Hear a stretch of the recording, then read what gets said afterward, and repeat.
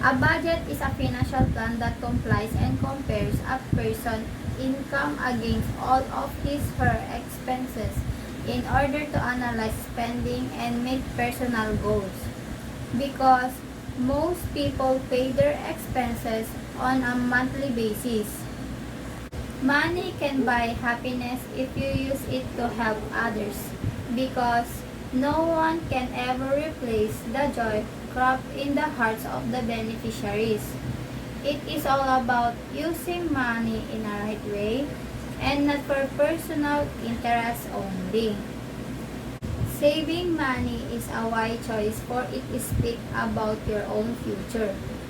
Earning as early as today can hold a better tomorrow, because you will be assured that you are stable financially through the money that you save. The earlier, the better. Planning the budget entails setting amounts of money to cover major expenditures. It includes listing the important things needed to be bought, expenses needed to be paid, and setting allowance for the family. The money should be used wisely and should be proportionate to the planned budget.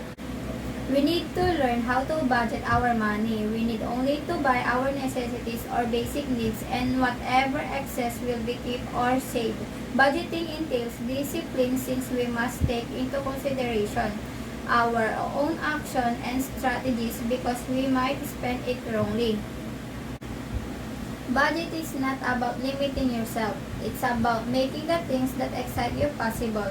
It does not mean that we tend to limit ourselves when we budget. It's just what set aside cash for important matters, for proper allocation, to avoid spending too much. It is a strategy to ensure that there's enough cash to cover expenses. Without budgeting, anyone can expend money out of control, and by the time they need it, then there will be insufficiency of cash.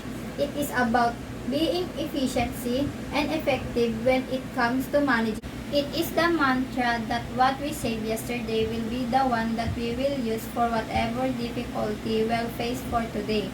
If we need cash for emergency, then we can get it from our own savings. It's one way of helping yourself during hard times. You can create your own techniques on how you will save money. You can set aside cash for your major expenses like food, transportation, books, and tuition, in order for you to be financially ready when you need it. You can avail to build a home of your dreams and reach your goals in life. You can save for your own family and set aside money for your needs. It is for education, travels, and adventures for your family's necessities, and for you to buy anything that you want.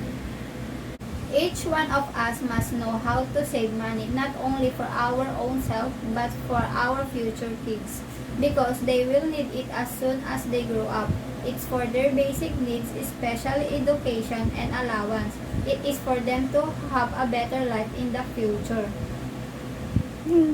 Money plays a significant role in our lives. It serves as the bridge for us to attain the life that we want to live in.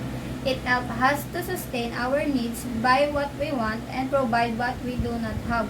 We need money to live. Without it, it may be hard for us to have a stable life. Not all of us can do great things, but we can do small things with great love. By our own simple effort, through saving money and donating it for charity, we are lending a heart to the needy. We are helping them to sustain their families. Need, and it is the essence of saving money. Money saver is a winner. In case of a sudden unexpected situation, the one who saved money can always have something to use and get to buy for the necessities. It's important for us to be financially ready every time to cover unnecessary expenses. We are silently earning slowly through saving a portion of our money. It may take us a long time to earn large amounts of money, but it is worth the wait. We must extend our patience and be wise in spending. In the end, it will all be worth it and satisfying. Don't waste your money if you work hard in order to have it. Do not tend to use or spend it on unnecessary things because you might lose it so easy. Think of how you work hard for it and then you realize where to use it properly and save as much as you can for the future. It is true that money can buy everything, but we must not fall onto its temptation. We must not let money dictate our actions and be blinded to what reality wants us to see. We must abide with righteousness and be filled with dignity. The power of money can even unleash the right of people to speak for themselves. Others might use money to stop innocent to speak for their rights.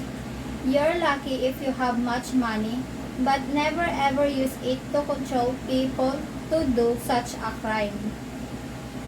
Money can control everything that even justice cannot reveal. Other high people can manipulate justice through the under-the-table agreement, which causes many innocent to be imprisoned for insufficient reasons. We must not let this thing happen, and money should only be used properly. Money is powerful. It can manipulate minds of people because it can push a person to corrupt. It is an act of using funds or stealing money intended for the people. This act must be avoided and we must not use what is not ours. We must exercise a just and humanitarian act.